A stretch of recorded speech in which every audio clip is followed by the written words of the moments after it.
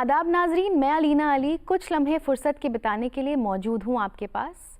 नाजरीन, पिछली बार हमारी गुफ्तगू अधूरी रह गई थी, तो आइए चलिए चलते हैं फिर से गीतिका उपाध्याय जी के पास और जानते हैं आर्किटेक्चर और इंटीरियर के बारे में। गीतिका, आपका हमारे आज के इस ख़ास एपिसोड में बहुत बहुत खुशामदीद। शुक्रिया।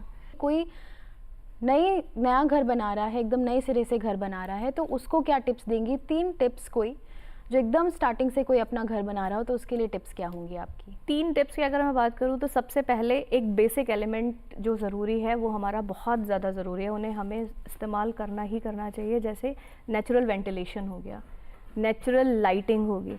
अगर ये घर में आपके आते हैं तो घर की शुरुआत आपकी बहुत अच्छी रहेगी हमेशा। दूसरी चीज़ जो इम्पॉर्टेंट है वो है स्पेस प्लानिंग। स्पेस प्लानिंग को आप हमेशा ऑप्टिमाइज़ करके बनाइए, क्योंकि जैसे हम घर की बात करते हैं, घर बेसिकली जिस चीज़ के लिए बन रहा है वो एहसास ज़िंदा रहना बहुत ज़रूरी है। तो अगर आपकी वो स्पेसेस उस तरीके से बनती हैं तो आपका वो एहसास हमेशा ज़िंदा रहता है। Space optimisation is very important. और जो तीसरी टिप मैं आपको दूंगी वो ये है कि आपका जो मटेरियल उसमें यूज़ हो रहा है वो एक बहुत इंपॉर्टेंट रोल प्ले करता है। क्योंकि जैसे देखिए, आप जब हमारे ट्रेडिशनल हाउसेस बनते थे वो ईंटों के घर बना करते हैं, तो वो ईंटों के घर बनने के बाद में क्या हमने देखा, हम अभी तक उन चीज़ों पे हैं, लेकिन अभी हमारे पास ऐसे ऐसे और मटेरियल्स अवेलेबल हैं जिनको आप लगाएंगे तो वो आपका कॉस्ट भी कट करते हैं। और दूसरी चीज़ वो ऐसे पैनल्स हैं कि जिन्हें अगर आपको वापस दूसरी कहीं और जगह बनाना है तो आप उन्हें अपने साथ ले जा भी सकते हैं। ऐसे ही पैनल्स को हम कहते हैं प्री फैब्रिकेटेड पैनल्स। सो ये कुछ ऐसी चीज़ें हैं जिन्हें घर बनाने से पहले आपको हमेशा ध्यान रखना चाहिए कि आपको मटेरियल क्या यूज़ करना है, आपको स्पेस प्लानिंग कैसे करनी है, और आपके घर में एयर वेंटिलेशन और नेचुरल सनलाइट का आना बहुत ज़रूरी है ताकि आपका घर एक पॉजिटिव रह पाए। जी बिल्कुल।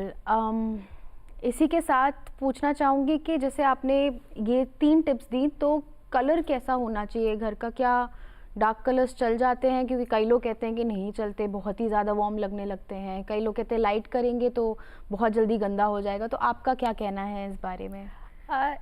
2 चीज़ें होती हैं। जैसे आपके घर में अगर आपके पास बहुत एम्पल ऑफ लाइट आ रही है तो वहाँ पर किसी एक वॉल पे आपका डार्कर शेड चल जाता है, पर यूजुअली अगर आप एज एन डिज़ाइनिंग की बात करेंगे तो आपका जो मेन फोकस होना चाहिए, लाइट्स आपकी थोड़ी न्यूट्रल शेड्स की होनी चाहिए। आपके जो पैनल्स हैं या वॉलपेपर्स हैं या पेंट्स हैं वो आपके सॉफ्ट बेज कलर के हो सकते हैं, आपके ग्रीन शेड्स हो सकते हैं लेकिन न्यूट्रल ग्रीन्स हो सकते हैं, टील शेड्स हो सकते हैं, और आपके वाइटर टोन्स हो सकते हैं, आपके बेज हैं, आलमंड शेड्स हैं, और ये बेसिकली क्रीम शेड्स हैं। ये कुछ ऐसे शेड्स हैं जो आपको हमेशा सुकून देंगे, आपको हमेशा आराम देंगे। लेकिन अगर आपके पास लाइटिंग बहुत ज़्यादा आती है आपके पास में, तो कोई एक वॉल को आप थोड़ा डार्क शेड दे सकते हैं, जैसे डार्क ब्राउन हो गया या आपका बर्गंडी हो गया, तो वो आपके एक हाईलाइटेड वॉल की तरह ट्रीट हो जाएगा। अगर लेकिन लाइट कम है तो आपको कभी भी डार्कर टोन्स को नहीं यूज़ करना चाहिए, आपको हमेशा लाइटर करना चाहिए।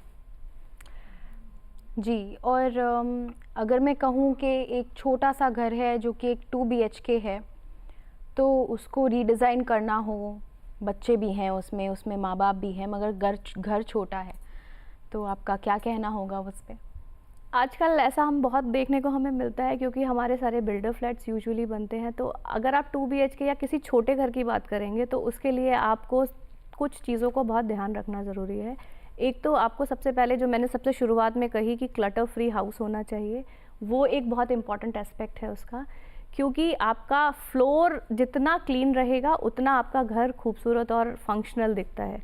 एक इम्पॉर्टेंट इसमें टिप ये रहती है कि आपका जो भी फर्नीचर है वो आप स्लीक और मॉड्यूलर फर्नीचर यूज़ कर सकते हैं, क्योंकि वो छोटे और कॉम्पैक्ट होते हैं, 2 स्टैंडर्ड साइज़ के होते हैं, तो वो आपके घर को प्रॉपर अप्रोप्रिएट स्पेस के साथ में आपका स्पेस सेव भी करते हैं।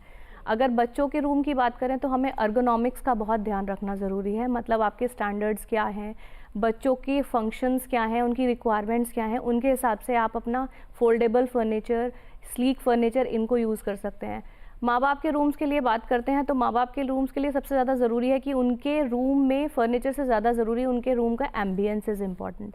तो वहाँ आपको पेंट्स और पैनल्स ऐसे ही इस्तेमाल करने चाहिए जो बहुत लाइटर हों। और आपका लिविंग एरियाज़ की अगर हम बात करें तो आप वहाँ पर अपने मिनिमलिस्टिक सोफ़ा आजकल बहुत चलते हैं, जो आप सोफ़ा कम बेड हैं या सिंगल सीटर के साथ साथ वो बेड में भी कन्वर्ट होते हैं, तो वो आप ऐसे चीज़ों का इस्तेमाल करेंगे तो आपका छोटे घर को भी बहुत बड़ा दिखेगा। इसमें आप एक एक्सेसरी और ऐड ऑन कर सकते हैं, जैसे मिरर्स अगर आप वॉल्स पे लगाएंगे तो वो आपकी छोटी स्पेस को बड़ा दिखाता है, वो एक इल्यूजन की तरह ट्रीट करता है।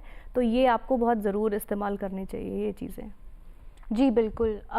ये तो हमने कह दिया कि बिल्डर फ्लैट्स, और उससे पहले हमने घर शुरू से कैसे बनाए।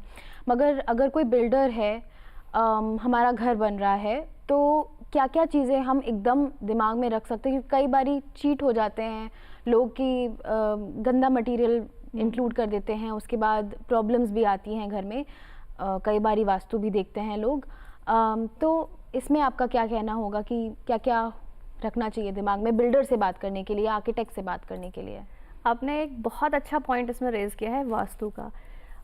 इस पे थोड़ा सा मैं समय ज़रूर लूँगी। तो ये वास्तु की अगर हम बात करें ना, तो नॉर्थ ईस्ट एक ऐसा कॉर्नर है जहाँ पर कभी भी कोई भी बैक्टीरियल चीज़ें नहीं आनी चाहिए।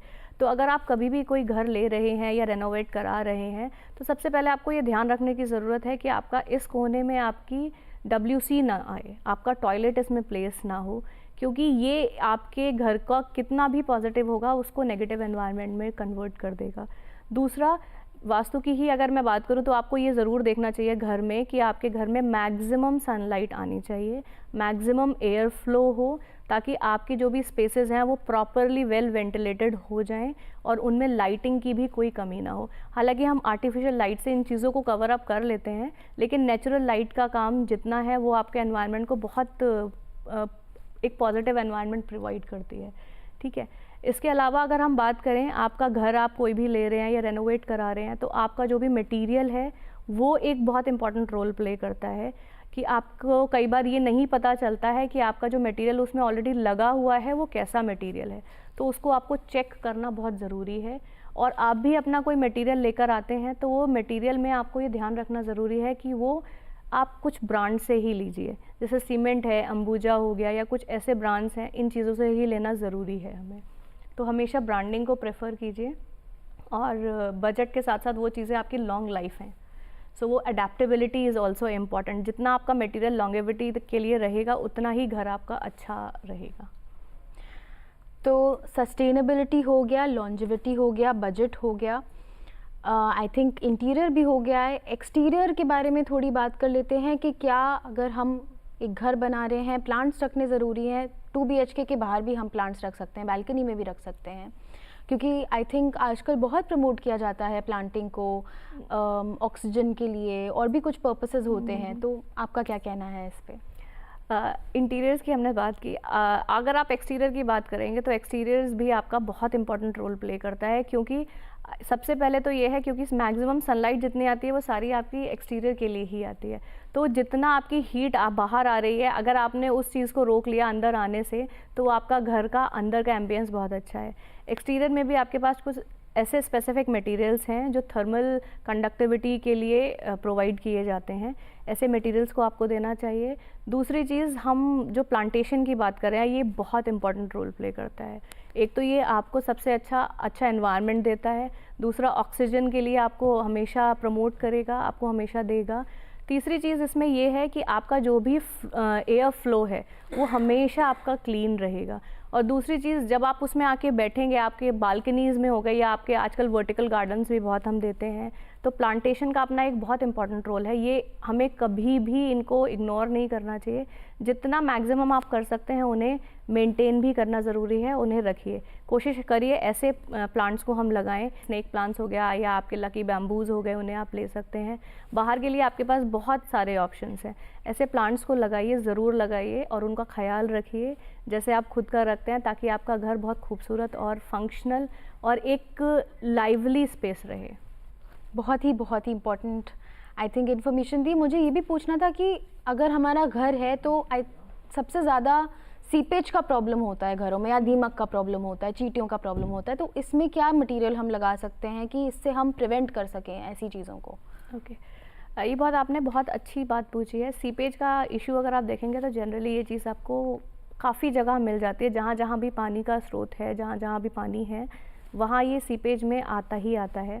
तो आप इसके लिए सबसे पहले तो हमारा जब हमारा कंस्ट्रक्शन का टाइम होता है तभी आपके ऑप्शंस हैं जिनको हम कहते हैं डीपीसी। सो ये बेसिकली आपकी लिक्विड और एक शीट फॉर्मेट में दोनों तरह से आती है। तो आपको कंस्ट्रक्शन के टाइम पे ही इन्हें लगाना चाहिए। अगर आपको ऐसा लगता है कि उसके बाद भी हमारा घर बन गया है और उसके बाद भी ये चीज़ें आ रही हैं, तो आप उसके बाद ये कर सकते हैं, आपका टाइल वर्क लग सकता है। इसमें आपके कुछ केमिकल्स ऐसे आते हैं जिन्हें आप उनको स्प्रेड करके लगाएंगे तो आपका सीपेज का इशू ख़त्म होगा। अब आते हैं टर्माइट्स के लिए, जो हमारा दीमक का कारण रहता है।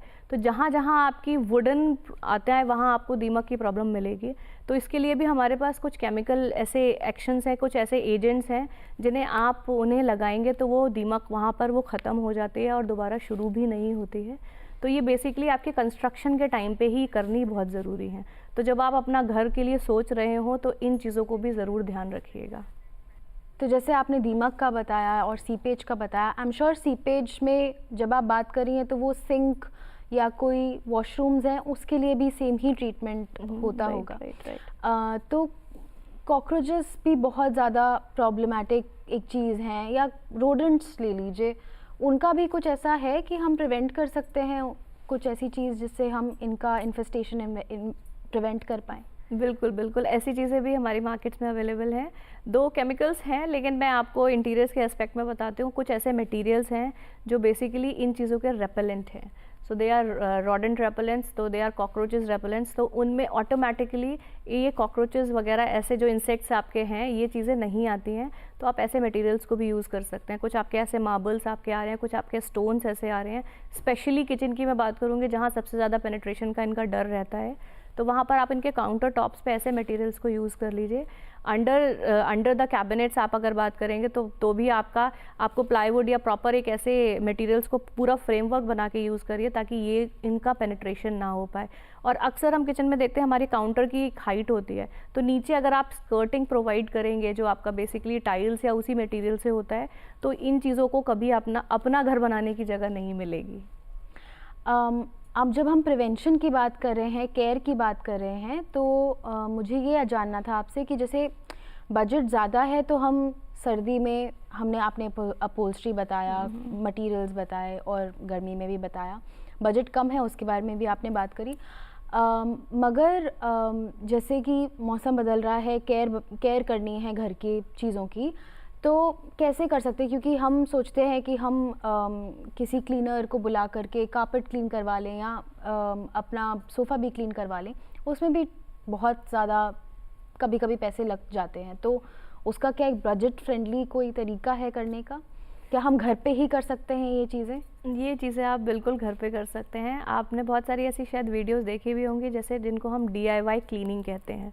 सो ऐसी चीज़ें हैं जैसे आपके घर पे अगर वैक्यूम है तो वैक्यूम के हेल्प से आप कुछ लिक्विड्स ऐसे क्रिएट कर लीजिए with the help of lemon and specially the Colin, और ये आपके जो भी एंटी एजेंट्स हैं, विनेगर भी आपका यूज़ होता है, इवन आपका सोडा भी आपका यूज़ होता है। तो आप इनसे अपना एक लिक्विड क्रिएट कर सकते हैं और वो उसकी हेल्प से आप अपना सोफ़ा वगैरह क्लीन कर सकते हैं। इन केस आपके पास अगर वैक्यूम क्लीनर नहीं है तो भी आप इसको खाली क्लॉथ को डिप कर लीजिए, आप किसी प्लेट में उसको रोल ऑन कर लीजिए और आप उसको उसके ऊपर एज एन प्रेस की तरह आप उसको चलाइए, तो भी आपका ये सोफ़ा ये सब चीज़ें क्लीन हो जाएंगी। एंड अल्टीमेटली आप देखेंगे वो क्लीनलीनेस आपको दिखती है और इसके साथ खुशबू इन चीज़ों की बहुत अच्छी आती है।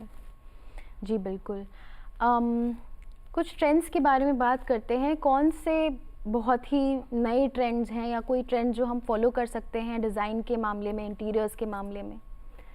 हाँ बिल्कुल, ये एक बहुत ज़रूरी चीज़ है। पिछले 10 सालों से अगर आप देख रहे होंगे तो हमारे पास एक मिनिमलिज़म, एक कॉन्टेम्प्रेरी नाम का वर्ड बहुत चल रहा था।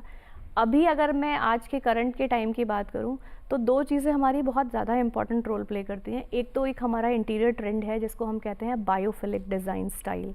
इस डिज़ाइन स्टाइल में असल में क्या होता है, आप जितना नेचुरल एलिमेंट्स को ऐड ऑन कर सकते हैं, स्पेशली द ग्रीनरी पार्ट, तो वो आपके घर को एक लाइव बनाता है। दूसरा, इसमें अगर आप आर्टिफिशियल और टाइम अगर आपके पास अवेलेबिलिटी है कि आप नेचुरल यूज़ कर सकते हैं तो नेचुरल यूज़ कीजिए, बहुत बेहतर है वो। अगर आपको ऐसा लगता है कि नेचुरल नहीं यूज़ कर पाएंगे तो आपके पास इसमें ऑप्शन है, आप उसको आर्टिफिशियल के साथ भी मर्ज कर सकते हैं या कंप्लीट आर्टिफिशियल भी कर सकते हैं। कई बार बायोफिलिक डिज़ाइन में आपका कोई भी एक वॉल पैनल जिसमें आपका पूरा एक ग्रीनरी का पैटर्न क्रिएटेड है, वो भी आपका बायोफिलिक डिज़ाइन में ही आता है। इसके अलावा हमारा एक और ट्रेंड साथ में चल रहा है जिसको हम बोलते हैं मैक्सिमलिज्म। सो इसमें क्या है कि आप कोई भी एक वॉल पे बहुत सारे एलिमेंट्स एक साथ लगा रहे हैं, लेकिन फिर भी वो फंक्शनल भी हैं और वो खूबसूरत भी हैं। तो ऐसे ट्रेंड्स आपके बहुत कॉमन हैं, इन्हें भी आपको थोड़ा ध्यान रखना चाहिए ताकि आपका, और ये बायोफिलिक डिज़ाइन एक ऐसा कॉन्सेप्ट है, ये हमेशा से था, लेकिन अब हम इसको आजकल काफ़ी ज़्यादा इस्तेमाल करते हैं। तो ट्रेंड्स पे भी बात हो गई। मुझे आपसे एक पर्सनल सवाल पूछना है कि आप एक प्रोफेसर हैं, आर्किटेक्ट हैं, और ये ज़्यादातर एक मेल डोमिनेटेड फील्ड है जहाँ पे हम आदमियों को ज़्यादा देखते हैं। तो आपका एक्सपीरियंस क्या है और आप क्या टिप्स देना चाहेंगे किसी को जो इस फील्ड में आना चाहता है, औरत या आदमी दोनों? ये एक एक्चुअली कहते हैं मेल डोमिनेटेड, लेकिन यस सोसाइटी को मैं शायद समझ सकती हूँ, बट एक्चुअली अगर मैं फील्ड की बात करूँ तो ये एक बैलेंस है। इसमें जितना ज़रूरी डिज़ाइनिंग है उतना ज़रूरी एग्जीक्यूशन भी है। मेरे सफ़र की अगर बात करें तो बहुत चैलेंजिंग रहा, बहुत सारे अप्स एंड डाउन्स थे, लेकिन सिर्फ एक चीज़, एक ऐसा टिप है कि अगर आपका पैशन है तो आप सब कुछ कर सकते हैं। दूसरी चीज़ जो इसके लिए सबसे इम्पॉर्टेंट है वो है कंसिस्टेंसी। आप अगर कंसिस्टेंट हैं अपने पैशन को लेके तो कितने भी हर्डल्स आएँ, कितने भी ऑब्स्टिकल्स आएँ, आप उन्हें क्रॉस कर ही लेंगे। यही मैंने भी किया, और अभी भी बहुत सारी चीज़ें ऐसी होती हैं जिन्हें लगता है कि शायद नहीं किया जा सकता, लेकिन मैं सिर्फ सभी को ये बात बोलूँगी, ऐसा कोई भी काम नहीं है कि कोई एक लेडी नहीं कर सकती। आजकल तो लेडीज़ चाँद पे भी पहुँच गई हैं, तो कोई भी ऐसा फील्ड रह नहीं गया है कि सिर्फ मेल डोमिनेशन ही रहे। लेकिन इसमें अगर आपका पैशन, क्रिएटिविटी, कमिटमेंट, ये सब चीज़ें हैं तो आपके काम को चार चांद लग जाते हैं। हमारे साथ आज के एपिसोड में जुड़ने के लिए बहुत बहुत शुक्रिया। Thank you. तो नाजरीन, चलिए चलते हैं अपने नेक्स्ट सेगमेंट में, नज़र डालते हैं एक मोटिवेशनल स्टोरी पर।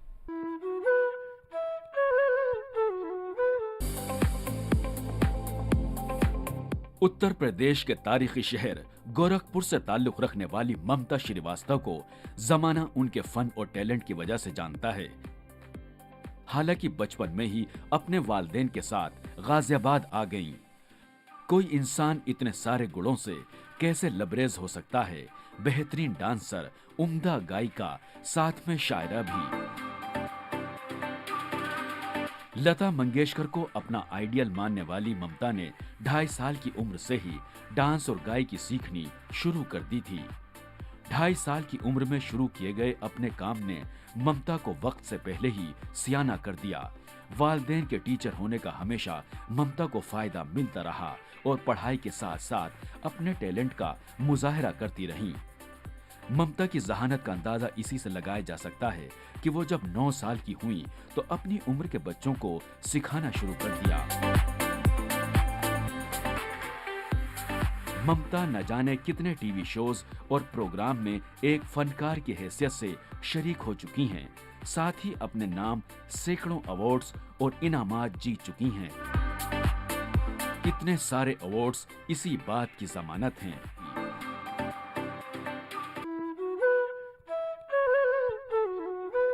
चलिए नाजरीन, चलते हैं अगले सेगमेंट में, जानते हैं कुछ घरेलू नुस्खों के बारे में।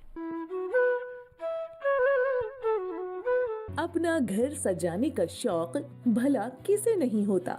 खासकर हम खवातीन तो घर को हमेशा खूबसूरत रखने की कोशिश में लगी रहती हैं। लेकिन कुछ खवातीन को ये समझ ही नहीं आता कि ठीक से घर सजाने का सही तरीका आखिर क्या है, और अपना अपना घर सजाने के सबके मुख्तलिफ तरीके भी होते हैं। तो अगर आप चाहें तो हमारी टिप्स आजमा कर अपने घर को और भी ज्यादा खूबसूरत बना सकती हैं।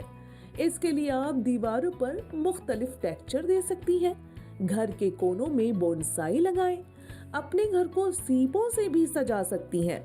सेंटर टेबल पर किसी भी ट्रांसपेरेंट बोल में आप इन्हें रख सकती हैं। अपना सामान ऑर्गेनाइज्ड रखने से भी घर काफी साफ सुथरा और सजा नजर आता है। मुख्तलिफ शेप्स में ग्लासेस को भी आप डेकोरेटिव आइटम की तरह इस्तेमाल कर सकती हैं।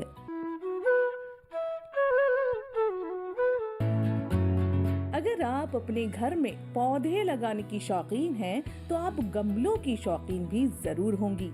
तो अगर आप अपने गमलों को एक खूबसूरत लुक देना चाहती हैं, तो हमारी ये टिप्स फॉलो कर सकती हैं।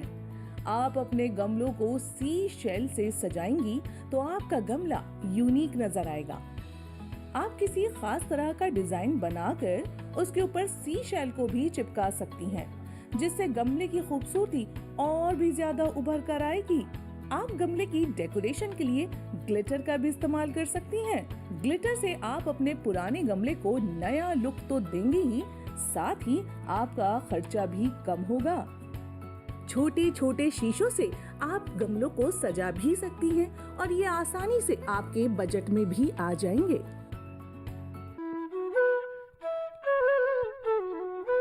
तो नाजरीन, कैसा लगा आपको हमारा आज का शुमारा? उम्मीद है पसंद आया होगा। मिलते हैं अगले हफ्ते, तब तक के लिए मैं और मेरी टीम चाहेंगे आपसे इजाजत। आदाब।